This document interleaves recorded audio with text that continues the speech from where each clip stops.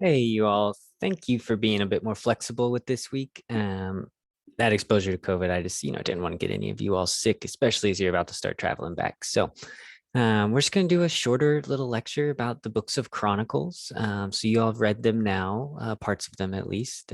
They're an interesting work in as much as, it's a different perspective in a lot of ways on those same events we read in this section from Samuel to Second Kings, right? So as you noticed, the books of Chronicles sort of begin quite differently than the books of Samuel and Kings, right? We have these long genealogies. And as you read through, you might have also noticed that there's a lot more emphasis on the Levites, these priests, rather than on the kings themselves. So we're going to talk quite a bit today about how these sorts of differences in emphasis in theology, in worldview, are reflective both of different historical situations, but also of a different ideology about what it means to be Israelite and what should we do in the face of return and trying to rebuild. So we'll look at some of that, some of the historical questions about the Book of Chronicles, and then a lot of other sort of interesting texts where we get doublets. We have the text in Second Kings on the one hand, and we have the same, almost the same sometimes, text in the books of Chronicles. We're going to look at how this sort of appropriation of the literary tradition and the slight, sort of twists you put on it can reveal quite a good deal about what these authors were thinking about. So we're going to jump through these today. And again, thank you for being a bit more flexible. I hope that this is useful for you, and let's jump right in. So the name of the book in English is the Books of Chronicles, First and Second Chronicles, right? And so these were originally one book, as most of these, one and twos we have are First Kings and Second Kings are really just the Book of Kings. The same thing goes with Chronicles. Now they were split apart in the earliest evidence we have in the Septuagint. Remember, this is that Greek translation of the Hebrew text in general. And the Septuagint also does something that's interesting. They call the books of Chronicles paralipomena, which is a Greek word that basically means the things left out or the things left over. And in this sense, the Greek translators might have been wondering, what the heck is the book of Chronicles even here for? It's basically the same story, right? So in that sense as well, the book of Chronicles, we have our English word chronicles is unlike things like the Chronicles of Narnia, which are interesting fiction. A chronicle is generally something that's rather dry and tedious, a listing of dates and the big things that happened, but not a bunch of detail about them. And as you saw in the Book of Chronicles, sometimes it's like that. You might have been thinking when you were reading the genealogy, oh God, here we go again, more genealogy. But there are some interesting narrative traditions in this book as well. So Chronicles in general, though, in the Hebrew canon, it is the last book in the canon. It is the end of that section, the Ketuvim, the writings.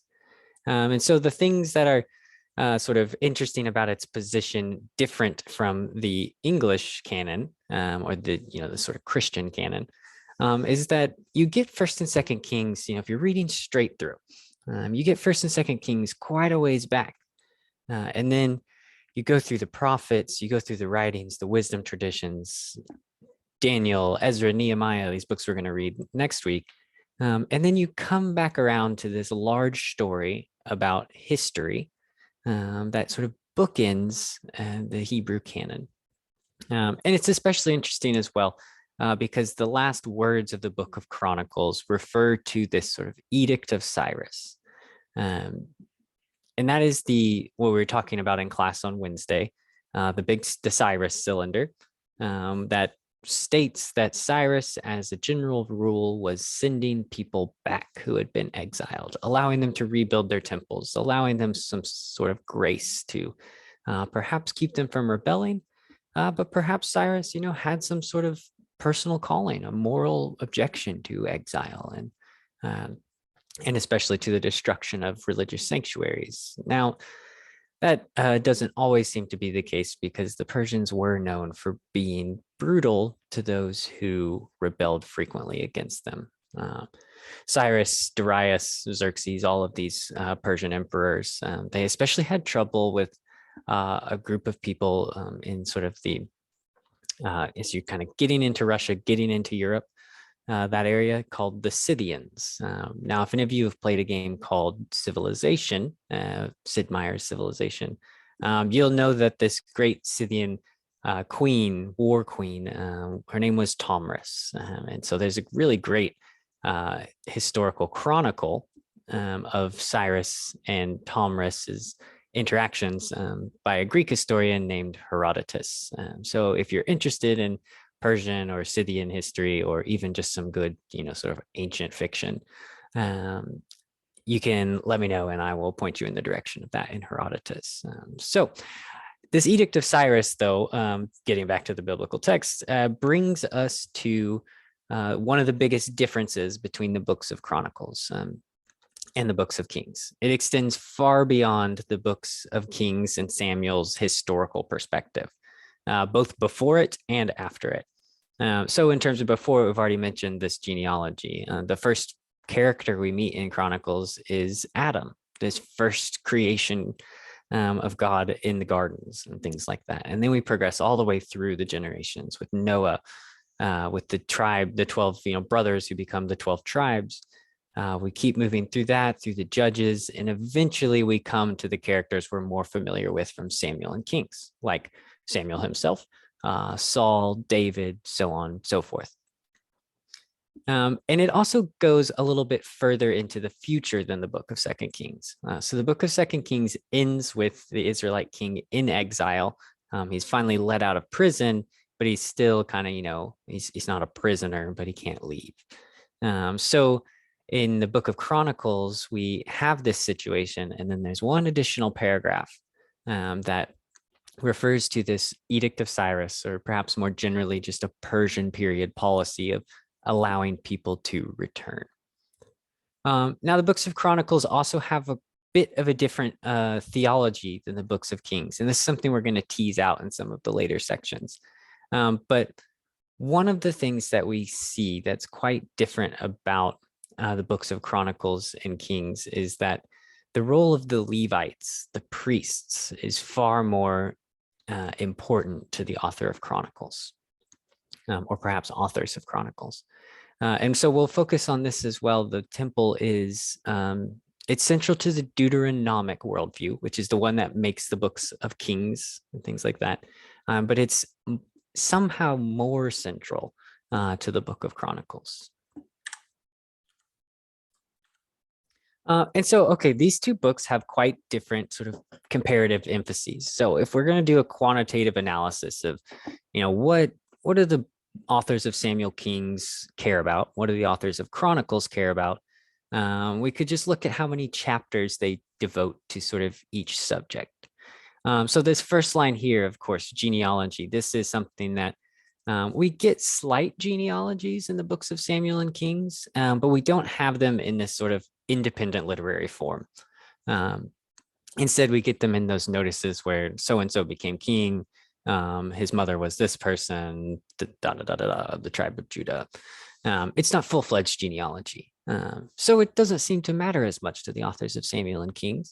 But in the books of Chronicles, we have this 9 chapters that goes all the way back to the beginning and extends all the way up to the time of David, and a little bit beyond that. And in these books of Chronicles, the sort of very end of this genealogy, there's a line that says, so all Israel was enrolled by genealogy. And I don't know how many of you, you might have a grandparent or, somebody in your family who's really kind of obsessed with genealogy, with tracking your family history. And that is something that becomes more important for Israel during the exilic period. This is in part because they're no longer a sort of enclave. They're amongst a wider group of people. So if one of their daughters goes off and gets married to a Babylonian, for example, it's important to note that, because are her children Israelite? It's it's a question that the exilic community is wrestling with constantly. And it's something we'll see a bit more in Ezra and Nehemiah next week. But this genealogy just shows, a different social perspective. Now, okay, some more comparative emphases. In Samuel and Kings, you all know we read a lot about King Saul.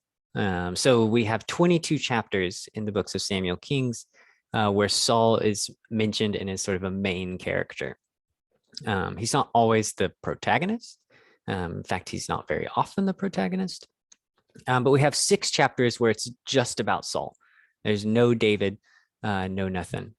Comparatively, in the book of Chronicles, we get 1 chapter about Saul. And we don't get anything about Saul that is sort of devoting a lot of attention to his reign as king. We get a chapter about Saul where Saul dies.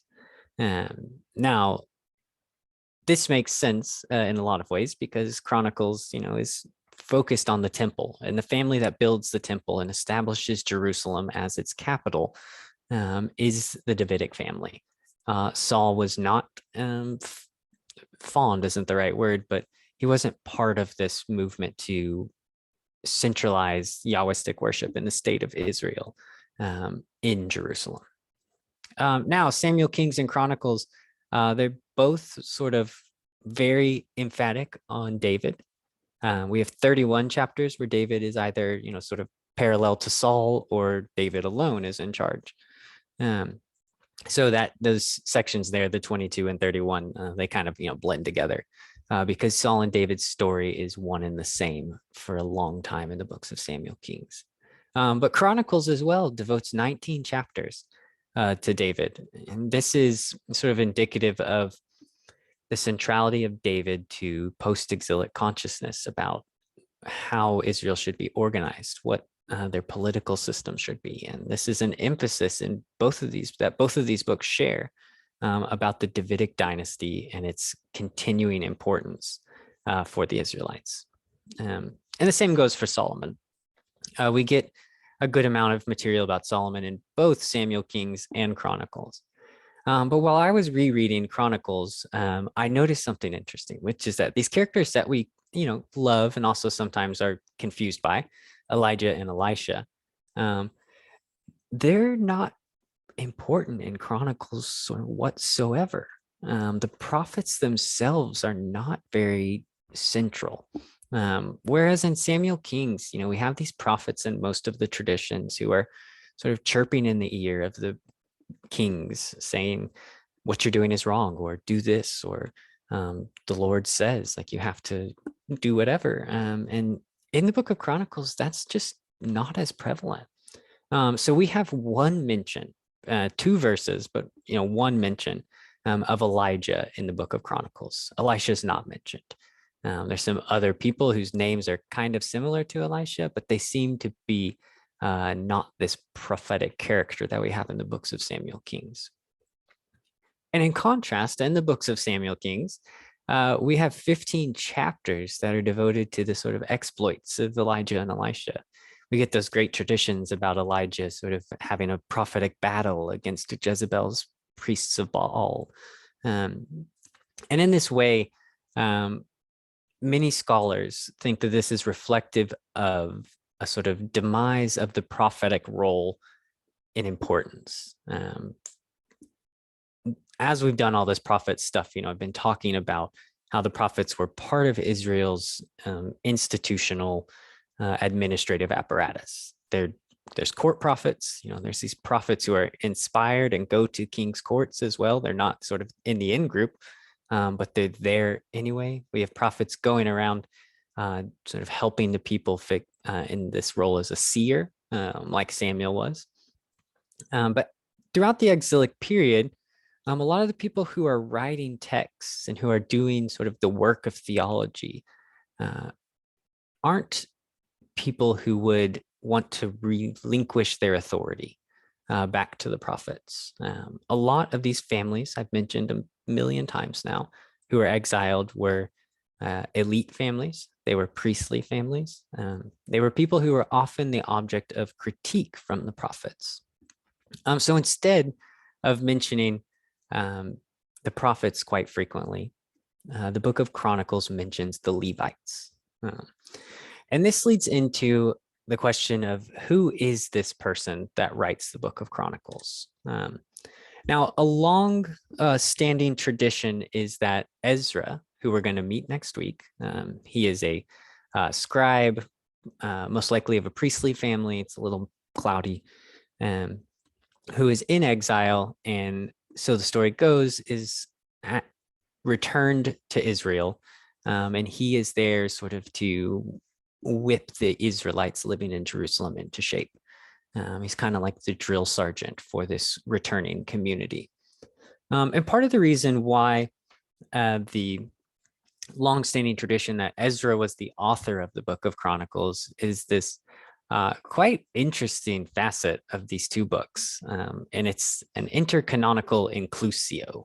So an inclusio is a old rhetorical device. We use them still to this day.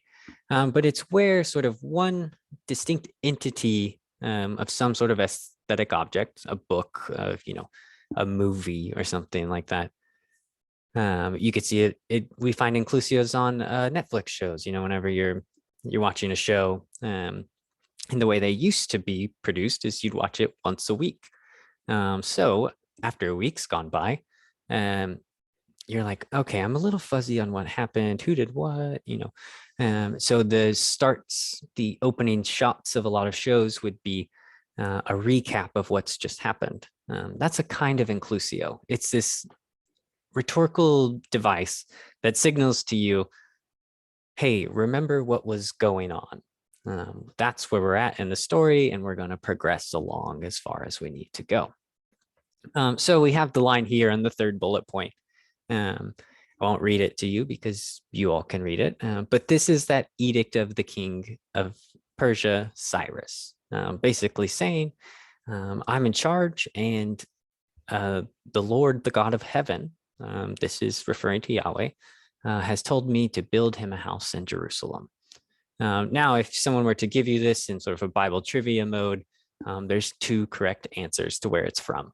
And this is verbatim the opening lines of the book of Ezra, and it is also verbatim the ending lines of the book of Chronicles. So Ezra as an author is a long-standing tradition, but eventually this gives way in sort of higher critical research on the book of Chronicles. And there's a couple of theological reasons why. But the most sort of important one, the most obvious one, is that when we read Ezra and Nehemiah, we're going to read in a lot of ways books that are a critique of an institution or a practice called exogamy. And exogamy is where you sort of marry outside of whatever group. Now, for Israel, this is an ethnic exogamy. Let's go back. For Israel, they want to be an endogamy nation. And that means they want Israelites to marry other Israelites. We've seen this throughout the entire semester as we've been reading. So in Ezra and Nehemiah, we see a critique of exogamy, which is marrying outside of the group of Israelites. Now, in a lot of ways, most of these Israelites who were left in the land didn't really have a choice, it's a much smaller group. There's all these other people being brought in. There's no one really to keep the registers of genealogies. So they did as most other groups did in the world, which was marry, whoever's around. The returning exiles come back and see this, and they see children born out of sort of mixed households. And it really worries them. And there's a theological reason given. But when we're reading Ezra and Nehemiah, we're going to talk a little bit more about some of the more materialist reasons why. Some of the sort of political reasons why marriage inside the group of Israel was lauded as an antidote to the ills that are brought about by these sort of external marriages. You see, I misspelled Chronicles too. This is a hilarious thing that I've always done. chronicles, not chronicles. So these differences, along with a number of other sort of linguistic clues and different emphases between Ezra, Nehemiah, and the Book of Chronicles, led scholars to begin to think, well, it's perhaps not this actual historical figure who wrote it. So instead, most scholars today refer to the author of this book as the chronicler. Very interesting, very unique name. But the reason that they use the singular there is because, unlike most books in the Hebrew Bible, the Book of Chronicles, there's a very good chance it was written by one person. The linguistic style is pretty similar all the way throughout, which is something that we don't often see. And if we do see it, it's because we see it in sort of the editorial framework of a text. In the Book of Chronicles, through and through, it bears the hallmarks of this writer's style. Now, since this writer seems to have done this in one fell swoop, it bears to reason that they were literate. They're also very focused on the worship in the temple at Jerusalem, and they're focused about genealogy.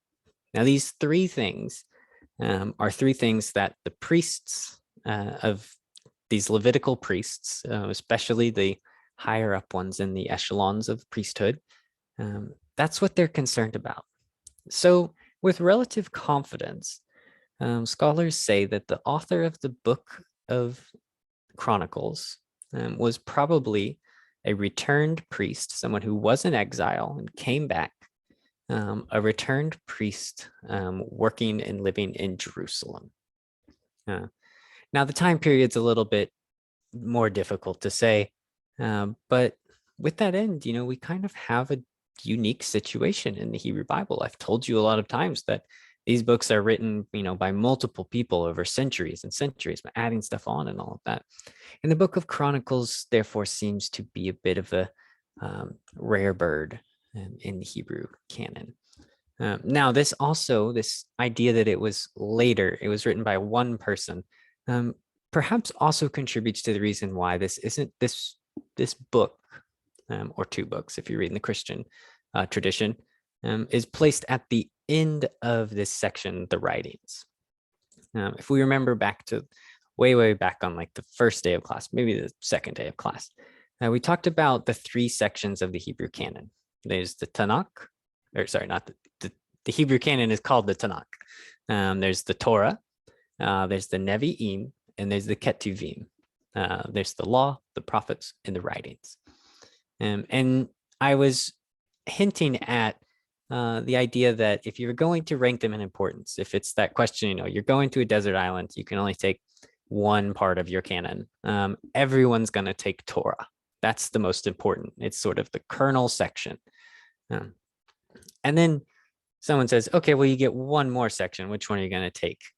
99% of people are going to take the prophets. And then, finally, the Ketuvim is sort of this outer shell. And a lot of these texts are later. A lot of these texts are pretty obviously post-exilic. And while that's important for the historically oriented critique that scholars of today care about, it wouldn't have been as important to, I don't think, to Jews during, say, the medieval period or something like that. There's just a slightly different character to the writings. They're a bit more miscellaneous. They have important themes, but themes that can be discerned in the prophets and the Torah as well. So Chronicles, there it sits at the end of the canon with a happy word about whoever is among you of all his people, may the Lord his God be with him. Let him go up.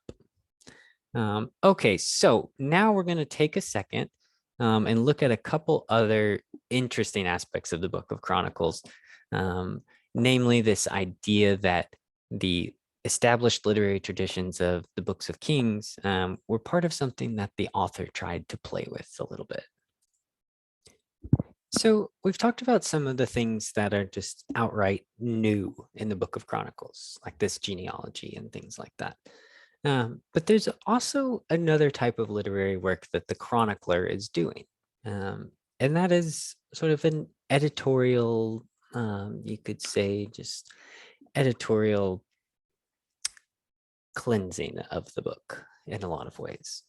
And the place that this is most apparent is in, I think, the character of David. Now, when we were talking about the end of the books of Samuel, because that's where most of David's sort of reign as king is narrated, we went through some of the things that David does that are pretty problematic. And in the book of Chronicles, this seems to have been noticeable to that author as well. So throughout the book of Chronicles, David's character kind of undergoes a sanitization. Uh, there's no real power struggle against Saul. The transition from Saul as king to David as king is rather neat and tidy. There's not this sort of using Jonathan in a certain way as a pawn and in the power struggle. The daughters of Saul are mentioned, but those traditions aren't there in full force. And in the same way, this rather problematic story about Bathsheba and David's killing of Uriah the Hittite, it's just not found in the book of Chronicles. Now Bathsheba is mentioned, but the story of how she gets there isn't mentioned. And in the same way, we see this with Solomon as well. The chronicler has no mention of these sort of problematic foreign wives that we see at the tail end of Solomon's golden age, when he has these 700 wives and hundreds of concubines. And those wives are the ones who lead him astray in terms of being solely devoted to Yahweh. We don't get the story of Solomon continuing to sacrifice at the high places or to the Asherah. And in fact, even this one problematic wife who we would think might be a problematic wife, the daughter of Pharaoh, is given sort of a pass in a lot of ways. In the books of Chronicles, Solomon builds a house that's not, that's different for his wife, the daughter of Pharaoh. And it gives this quite pious explanation for it. My wife shall not live in the house of King David of Israel, for the places to which the ark of the Lord has come are holy. So Solomon as well has this sort of sanitization about his character. Now, this is, I think, quite revealing about some of the motives that the chronicler had in compiling this material, which is to give a perspective on Israel's history and kings that sets them up for a specific future. This isn't the future of political intrigue in the way that the books of Samuel and Kings are concerned a lot with the machinations between kings. We get a slight story about it, but even the thing about Jehu's revolt is not as important in Chronicles as it is in the Book of Kings. That revolt being, this coup where Jehu ends up killing a king of Israel and all of his descendants, and so on and so forth. Instead, the kingship is envisioned in a lot of ways as kind of a paragon of piety. They aren't so much these real characters that we probably enjoyed maybe a little bit more in the books of Kings than we do in the books of Chronicles.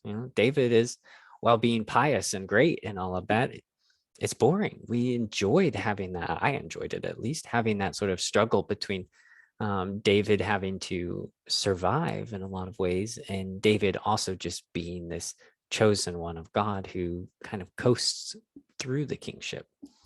And one of the places where we see, besides this sort of leaving material out, where we see the chronicler working to sanitize both David and God's character, is in one of these sins of David, which is the sin of the census. Now, census, why is it a sin? It's kind of difficult to say. But it seems to be that this census was designed, right, to make account for how much tax revenue various parts of David's empire, David's kingdom, are due to pay. Since censuses were never very popular amongst the peasantry, This is also one of the reasons why tax collectors in the New Testament are quite sort of abhorred. They're pariahs on society. They go around and they, check how much people are supposed to be bringing in, which is always a difficult thing in this sort of subsistence survival mode of existence. So in this sin, here are the two traditions. The first is the older one is 2 Samuel 24, 1 through 2. And there we have it. Again, the anger of the Lord was kindled against Israel, and he incited David against them, saying, "Go count the people of Israel and Judah." Okay, so here we have David being told by Yahweh to go count the people, to do this census. And so this comes from the deity, right? The author of First Chronicles is apparently uncomfortable with this. So we get this phrase again.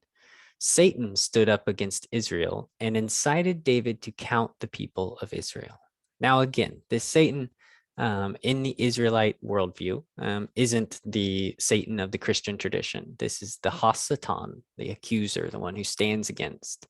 But in this case as well, it also is a force that can incite people to sin. So here, David is not just the object or cause of Yahweh's anger. David is sort of the victim in all of this. It's caused by this Hasatan, by a force that is beyond his control, to go and count the people of Israel. Now, this sort of repetition is something that you might not have noticed exactly. It's a small little detail, but it does have pretty big implications. And we see that the chronicler is working in this section about David to emphasize something different than what happens in 2 Samuel. So after this census occurs and the sin, and there's, David's given the option of 3 different punishments, and he takes the one for the plague. After that, we flip over to the book of Kings, and we get the sort of week-old David and the death of David.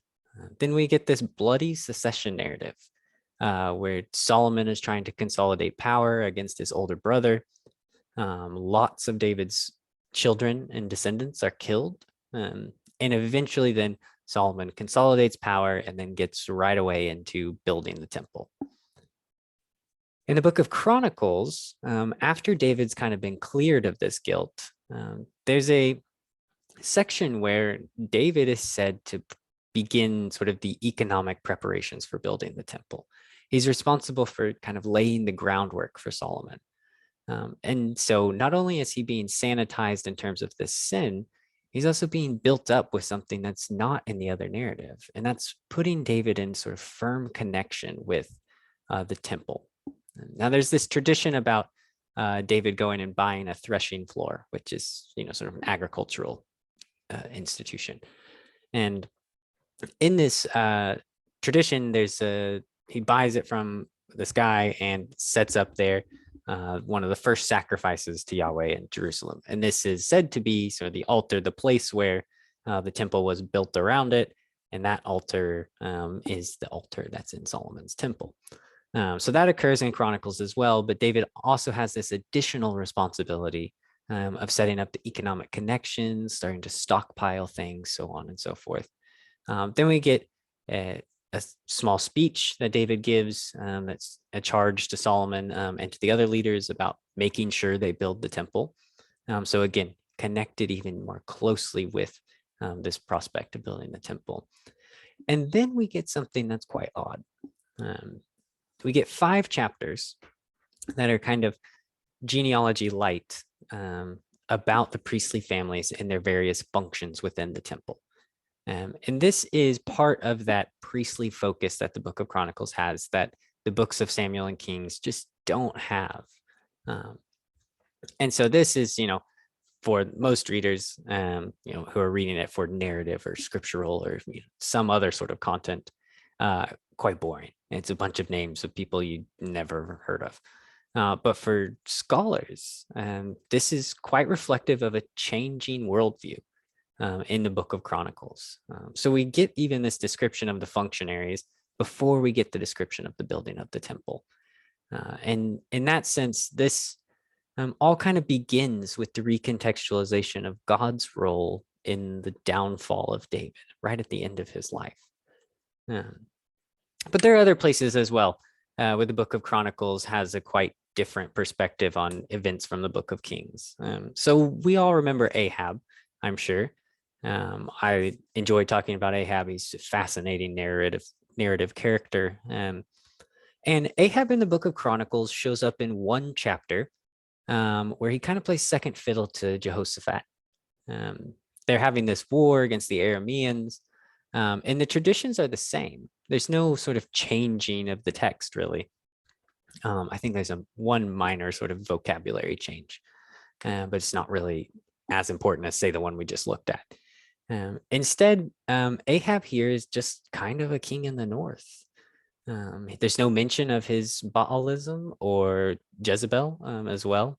And there's no other narrative traditions about Ahab in the books of Chronicles. His name is mentioned once to describe another sort of bad Israelite king. Remember, Israelite being the northern kingdom. But other than that, these really interesting traditions like Naboth's vineyard and the drought and the prophetic contests, the chronicler just doesn't really care about them. And so if we remember Ahab in Kings, he is part and sort of firmly embedded in the Elijah cycle. He is there constantly in Ahab's, he's a thorn in Ahab's side. But we also get this long drawn out tradition about Jezebel. We get many war traditions and critiques of sort of society under Ahab. And he's set up to be one of the worst kings in Israel. And the chronicler, probably knows this, but why would they not include it? And that brings us to the point about where I think Chronicles can be something that's quite interesting. Now, we all know what sort of repeating is. Someone says to you, here's your instructions, repeat it back to me. What they want you to do is to repeat it back exactly. Here's this, do it again.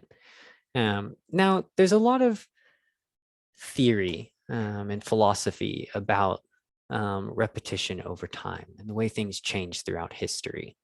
And in this sense, I think Chronicles fits kind of directly into it. So some of the basic presuppositions of why Chronicles is interesting in this, right, is that these things that we often think of as timeless, unchanging traditions, things like history, theology, even our ethical claims, are actually part of a continuous process of interpretation and internalization. So, the history that you all learned in third grade, for example, is different than the history you learn in, say, 12th grade.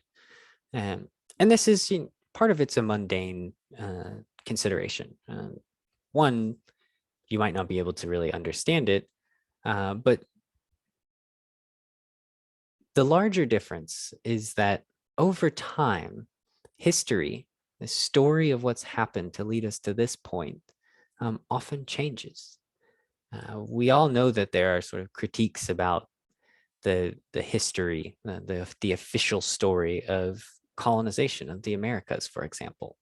And these are things that are interpreted in light of our contemporary circumstances. It's important to tell sort of the whole or the fuller story of colonization because we're still dealing with the effects of it. We're still dealing with structural racism and sort of disadvantaging of these communities that were brutalized, enslaved, various other sort of atrocities that are done in the name of some sort of idea like progress. And theology is not really that different. If you were to, say, be transported back in time, for the most of you, say some of you that are Christian, if you were to be transported back in time to talk with somebody, say like Augustine, St. Augustine of Hippo, he's wildly important. church father. And you guys were to sit down, have a cup of coffee, um, and just sort of discuss your thoughts about theology, or even say the things you believe. It might seem like the two of you are speaking different languages. Uh, Things that Augustine uh, was thinking about, was considering, are relevant to his position in, this sort of pre-medieval war. He's still in what's generally called the classical era, separated. You guys are separated by over 1,500 years. Um, Things are different. Theology is different. And the same thing goes with our ethics and the way even that biblical texts make claims upon us. For some, the Bible might still be sort of a primary source of authority. But over time, in many Christian traditions, the Bible is seen more as a source of inspiration than it is an ethical handbook. These are all processes of us repeating and being part of a tradition, but not only being receptive. We are also part of the makers of any tradition. And this is something that a scholar that some of you may have heard of before, Walter Brueggemann, calls the process of tradition-ing, using it as sort of a verb. And what Brueggemann emphasizes in a lot of his texts is that even in the Bible, we see that traditions, truisms, various other sort of axioms and primary or foundational things that we believe are not always accepted wholesale without a critique and an analysis and an understanding of it. Remembering here that critique doesn't just mean a negative. Critique is part of taking something that's outside of you and bringing it into yourself and your person in a meaningful way. It's like reading the laws of Leviticus, this law about mixed fabrics or whatever. You don't just internalize it just as a literal statement. You might not internalize it at all, but if you do, you're changing it in a way. It's molding to you. And the thing I like to emphasize before this, I often taught graduate students, people who are going for their Masters of Divinity, people who are going to go out into the world and be pastors. And they often times can grasp the fact that they're part of the traditioning process. They're the ones who choose, what we're going to talk about in church. They're the one who choose what sort of material impacts we're going to make on the world. But one thing that I've always liked to emphasize is that it's also part of their duty to make sure that everyone knows, everyone in the church, everyone in society is a part of this process of traditioning, of repeating what's come before us, but with the differences that matter to us. And so reinterpretation and recontextualization here don't necessarily mean breaking with tradition. The chronicler isn't disregarding what's come before. The chronicler is thinking critically about, I know this, I have these traditions, but how do I make them meaningful for the situation we're in today? So the Chronicler and Chronicles is a book that comes from the Second Temple period. We began sort of talking about this, and we'll see a lot more about it when we're reading about Ezra and Nehemiah. But this is a period where a lot of the old sorts of goals of Yahwism, having a Yahwistic king on the throne, having the temple, having sacrifices, these are all questions that are very much up in the air. Is that ever going to happen again? And so the chronicler is sort of negotiating this tradition that's been revealed to him, and trying to figure out in what ways is it still relevant? Does it really matter for us to talk about Ahab? The northern kingdom's gone. Do I want to focus on the apostasy of Baalism and things like that? Or is there something else that I want to emphasize? And this is part of sort of a general process of change over time. And These philosophies of historical change, sometimes it's called diachrony, which means through time. Um, these diachronic philosophies um, assert that it's not even really possible to repeat something in its original form. Now, linguistically, we can do this. You could all say, I could say this sentence, and you could say that back to me. Uh, but in terms of larger scale things like cultural norms and uh, worldviews, ideologies, ethical practice, sometimes it's impossible to repeat things verbatim. Um, and this is something that uh, biblical studies and theology in general has, I think, began to realize is a quite important facet of its relevance to a society like our own.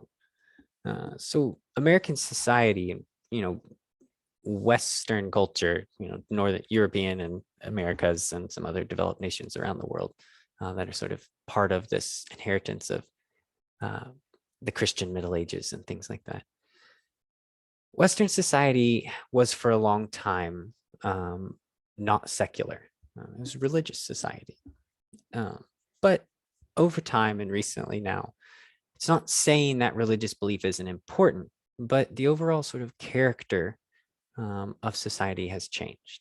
And uh, biblical studies, theology has realized that sort of their relevance to the wider cultural discourse isn't always just assumed.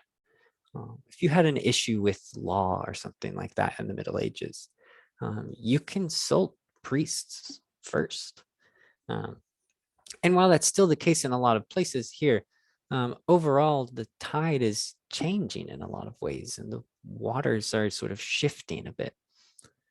And so finding ways to negotiate the relevance of revelation, like the Bible, is a constant sort of task for the theologians and beyond that, believers in general, people who believe, people who take these texts seriously.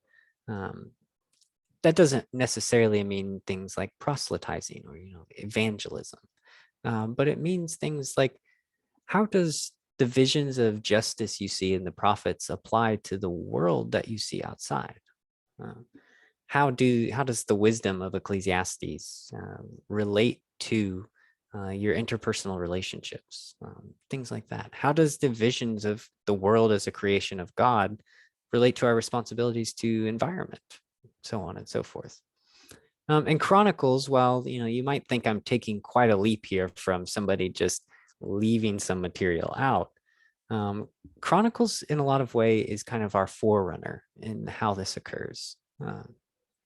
And so it's something that I just think that you should be aware of. That if this is important to you, then you have agency in the tradition as well. Yeah. So repetition with a difference, that is, kind of the hook for Chronicles. If you're going to try and convince somebody it's important, this is a way to do that. Chronicles is working and being an active member in the tradition that they're a part of. That's something that we can all do, whether that's biblical traditions or music business or genres of music or law, wherever you all end up. You got 4 years more or less here, and then you're going to be out part of a lot of these different traditions. So I encourage you to take it seriously. I know the chronicler does. And with that, I think we're done with the book of Chronicles. So thank you all again for being flexible in all of this. If you have any questions about anything we had today, or if you have any questions about Chronicles in general, some specific textual questions, you can either bring them up in class or shoot me an email. Either of those will work just fine. So thanks you all. I'm going to get my negative test hopefully later this afternoon, and then we'll be back in class on Monday. See ya.